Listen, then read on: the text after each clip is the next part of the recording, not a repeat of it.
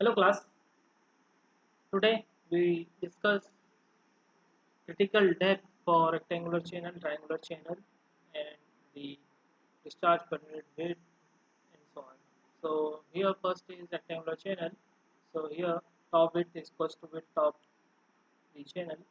So area is D into YC, that means critical depth of flow, and Q is the discharge, which is equals to small q dot D, that means small q is discharge per unit width.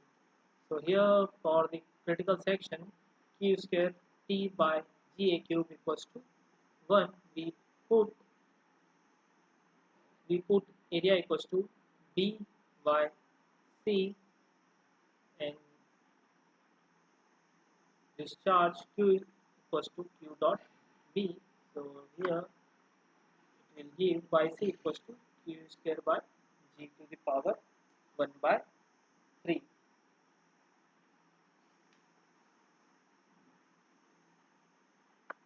1 by 3. So at the critical depth is relation between discharge per unit weight q square by g to the power 1 by 3. This is the critical depth. Now for the critical energy for a given discharge, so velocity is equals to q by a, so a equals to b by y, so q by b equals to small q by y. So we know the specific energy equation equals to yc plus v square by 2g. So we put the value of velocity in terms of q. So here yc plus q square by yc square by 2g. So here we put, so we cut the values. Here q square is equals to yc cube into g. So your value is yc cube by yc cube dot g divided by 2 yc square by g. So cut the value of g to g and yc square and y to cube. So remaining part is yc. So remaining portion is yc plus yc by 2, that means critical depth of flow. So critical energy for a given discharge at a critical depth of flow, it is equal to 1.5 of critical depth. So specific energy at a critical depth is independent of width of channel. Now here proof condition for maximum discharge. So for maximum discharge, per in for given discharge at critical depth, so this discharge per unit width will be maximum for a given energy or given specific energy. So here E is given, so E equals to y plus v square by 2g. So here we put the value of velocity, which is equals to discharge divided by area, which is equals to q square by b by square. So here b b square q square by v square is small q square, which is this is small q. This term is neglect. So this is small q.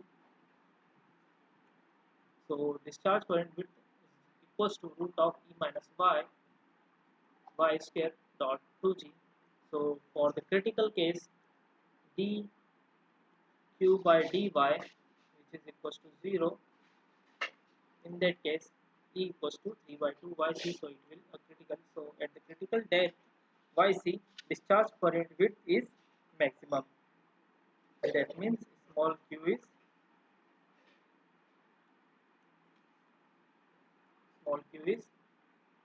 maximum. Okay. Now for the triangular channel, so here is the channel and the slope is 1 ratio over n and y is critical depth. So here top width equals to 2 m by c and the area is equals to m by c square. So we know for the critical flow q square t by a cube g equals to 1 is this is the relation. So we put the value of t and a here. So it will give by c, which is equals to 2q square by m square g to the power 1 by 5.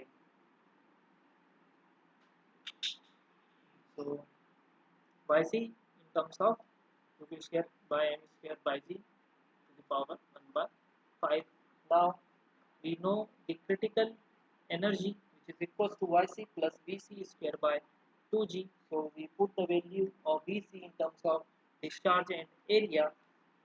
So here discharge, we put the value of q which is equals to this, then the EC will come in terms of yc plus q square by 2g a square. Now we know the discharge q which is equals to q square by g is equals to a cube by t from here. So we put the value of e. Now ec equals to yc plus a by 2t, and for the triangular section we know the area and the top bit. So we put the value of area and top bit.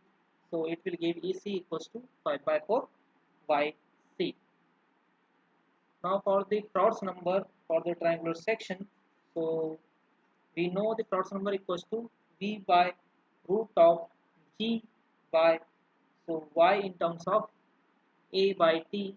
So we put the value of a and t which is equals to yc by 2. So it will give fr equals to root 2v by root of g by c which is equals to 1. So Proud's number for the triangular section which is equals to 1 by root 2. At the critical, v by root of g by c is equals to 1 by root 2, not equal to 1. Okay, and the critical specific energy is 5 by 4 by c. Okay, thank you.